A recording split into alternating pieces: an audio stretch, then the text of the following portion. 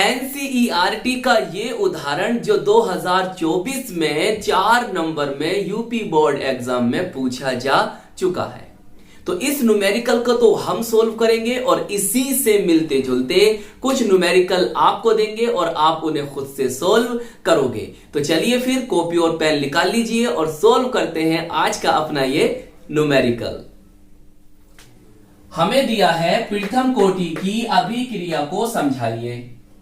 प्रथम कोटि की एक अभिक्रिया के लिए वेग स्थिरांक का मान 5.5 इंटू 10⁻⁻14 पर सेकंड है। अभिक्रिया के अर्ध आयु काल की गणना कीजिए और 4 नंबर पक्के कीजिए। तो चलिए फिर सबसे पहले जानते हैं प्रथम कोटि की अभिक्रिया फर्स्ट ऑर्डर रिएक्शन क्या होती है। देखो बहुत ध्यान समझना, वह अभिक्रिया जिसकी दर अभिकारक की किसकी अभिकारक की सांद्रता की प्रथम घात के समानुपाती होती है। आओ एक बार और, वह अभिक्रिया जिसकी दर अभिकारक की सांद्रता की प्रथम घात के समानुपाती होती है प्रथम कोटि की अभिक्रिया कहलाती है। चलिए फिर अब हम इसका दे रहे हैं आपको उदाहरण, और उदाहरण देने से आपको और अच्छा समझ में आ जाएगा। देखो भाई, यह हमने लिखा N2O5 डाइनाइट्रोजन पेंटाऑक्साइड। इसका करना है हमें क्या, अपघटन, बोले तो डीकंपोजिशन। ये सवाल भी ऑब्जेक्टिव में पूछा गया है कि N2O5 का अपघटन कौन सी कोटि की अभिक्रिया को दर्शाता है। बताओ सर, प्रथम कोटि की। यस, याद रखना बच्चे इसको। क्या बनेगा, नाइट्रोजन डाइऑक्साइड प्लस ऑक्सीजन बनेगी, इसमें टूट जाएगा। बैलेंस कर दो।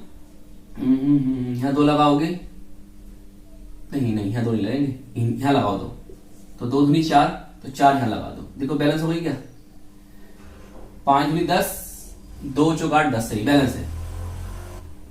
तो प्रथम कोटि की अभिक्रिया जो होती है वो अभिकारकों की सांद्रता की प्रथम घात के समानुपाती होती है। तो ये आ गया आपका कौन, के वेग स्थिरांक, ये दर है अभिक्रिया की दर, अभिक्रिया की दर, अभिक्रिया का वेग। तो प्रथम घात अभिकारकों की केवल N2O5 की एक घात पर निर्भर करेगी। सही, एक घात लिखना चाहो यहां पर दिखा दो, एक घात, और नहीं लिखना, एक घात तो है, लिखना चाहो लिख दो, ना तो मत लिखो।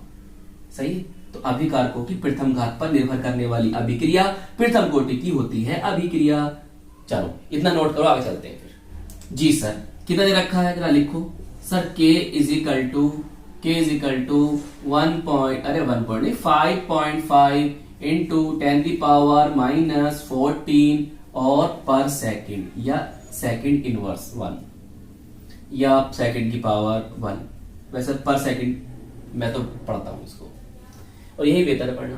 तो अभिक्रिया की अर्ध आयुकाल की गणना करो। मतलब हमें यहां से ज्ञात करना है अर्ध आयुकाल, half life period, T half की गणना करनी है। अब क्या करना है सर, बेटा देखो, वेग स्थिरांक और अर्ध आयुकाल के बीच संबंध जानते हैं आप। जी सर, क्या होता है, K is equal to, black pen से लिखोगे, ब्लैक पेन उठाओ, लिखो K is equal to 0.693 upon T half. सही है, और इस तरह से बॉक्स में बंद कर दो। कर दिया जी सर। चलो अब आपको क्या करना है यहां से, सर हमें यहां से तो अर्धायुकाल निकालना है, तो बस इसे इधर ले जाओ, इसे इधर ले जाओ, और K का मान आपको दे रखा है। जी सर, तो टी हाफ थोड़ा ऊपर से लिखूं, ये इसमें आ जाएगा। चलो देखते हैं, T half is equal to 0.693 upon, इसकी वैल्यू है, रखो नीचे। बेटा मात्रा गलत मत कर देना, ये बात याद रखना। अगर आपने मात्रा, यूनिट, इकाई गलत कर दी ना, तो आपका आंसर गलत माना जाएगा, गलत माना जाएगा। पर सेकंड है। देखो भाई, पहले इन्हें कुछ ऐसा करो, ऊपर ले जाओ, इन्हें मैं ऊपर ले जा रही हूं, देखते रहना मैं क्या कर रही हूं, मेरी बात ध्यान समझना। 0.693 इंटू 10 दी पावर, ये प्लस का हो जाएगा 14, और सेकंड भी आपका प्लस का हो जाएगा। सही, सवाल में सेकंड लिख के दिया था, आप चाहो तो इसे पूरा भी लिख सकते हो, मैं भी ऐसे रहने दूं। ऊपर ले गया, चलो सही है। बट्टे में बच्चों क्या बचा, सर यहाँ पे बचा हमारा इतना। इतनी बात समझ में आई? अच्छा एक काम कीजिए, देखो मैं अगर इस पॉइंट को यहां से हटाता हूं, सही है सर, हटा दिया आपने, चलो पॉइंट, बाकी ऐसे रहने दो। रुको रुको रुको, अभी रुको, पहले इधर रहने दो। चलिए मैंने यहां पे पॉइंट हटाया तो 1 2 3 डिजिट थे, तो यहां पर 3 0 1 लगाकर 3 0 लिख देंगे। यहां पर बेटा पॉइंट है, इसे हटाऊंगा, पॉइंट मतलब दशमलव, डेसिमल, तो 1 0 ऊपर बढ़ जाएगा, मतलब 1 लगाकर 0 बढ़ा दो। ये तो हम सीख चुके हैं, ये तो हम जानते हैं। ये आ गया आपका 40। देखिए इससे क्या होगा, देखो इसे मैंने इससे काटा, सही, अगर मैं इसे काटता हूं इससे, तो बताओ कितनी बार जाएगा, कितनी बार जाएगा बताओ? 12.6 12.6 इंटू 10 की पावर 14, और क्या चल रहा है साथ में, सेकेंड, हाँ बटे हाँ 100 बची है ना, अभी 100 बची। अब तो इससे भाग कर दो, क्या हो जाएगा, ये आ जाएगा आपका 0.126 इंटू 10 की पावर 14 सेकेंड। अगर मैं इसे साइंटिफिक नोटेशन में लिखता हूं तो कैसे लिखूंगा, मैं इस डेसिमल को यहां लेकर आता हूं, इस दशमलव को अगर मैं यहां लेकर आता हूं, राइट साइड में जाऊंगा तो एक पावर क्या होगी, घट जाएगी, मतलब ये होगा 1.26 इंटू 10 की पावर 13 सेकेंड। चलिए अब इसे लिख दिया आपने और बॉक्स में कर दो बंद।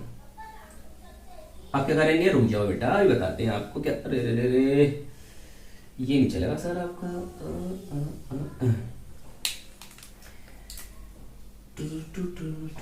चलो सही बच्चे, अब यहां पे लिख देना, अतः करके क्या लिखोगे, अतः करके लिखोगे कि प्रथम कोटि की अभिक्रिया का अर्ध आयुकाल, प्रथम कोटि की अभिक्रिया का अर्ध आयुकाल इतना होगा, बात खत्म।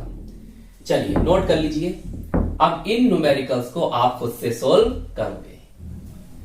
तो आई होप ये न्यूमेरिकल आपको अच्छी तरह से समझ में आ गया होगा। अपना ख्याल रखिएगा, खूब मेहनत से पढ़ाई करते रहिएगा। न्यूमेरिकल की फेयर अलग बनाइएगा, थ्योरी की फेयर अलग बनाइएगा, ताकि आपको रिवीजन करना आसान हो जाए। तो हम मिलेंगे आपको इसकी नेक्स्ट वीडियो में।